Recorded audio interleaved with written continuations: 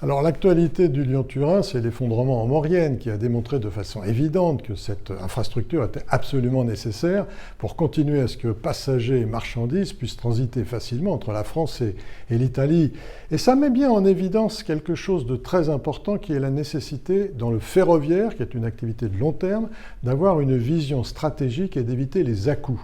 Je rappellerai que la déclaration d'utilité publique des accès du Lyon-Turin date de 2013, il y a 10 ans.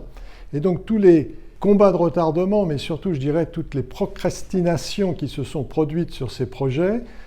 coûtent finalement très cher à la collectivité. Et moi je suis très heureux que, encore récemment, le ministre des Transports Clément Beaune ait dit que c'était un projet stratégique et qu'il fallait le réaliser. Alors le Lyon-Turin, c'est une vision long terme des échanges entre la France et l'Italie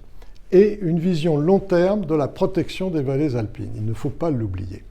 Et si je reviens un peu en arrière, moi j'ai eu le bonheur en tant que président de l'association de Fer de France avec mes confrères et avec d'autres à faire en sorte que le gouvernement retienne deux objectifs majeurs pour le ferroviaire: doublement du report modal, c'est-à-dire qu'il faut qu'il y ait plus de voyageurs dans les trains, il faut qu'il y ait plus de camions sur les trains, doublement du report modal, et la Première ministre elle-même a dit mettre 100 milliards d'euros sur la table pour réaliser cela. Maintenant, il faut l'utiliser intelligemment, ne pas opposer de façon stérile le souhait de l'hyper-quotidien et puis des infrastructures que l'on n'aime plus en France, et au contraire, comprendre que développer les flux, en particulier de marchandises, entre l'Italie et la France sans polluer les Alpes, c'est essentiel.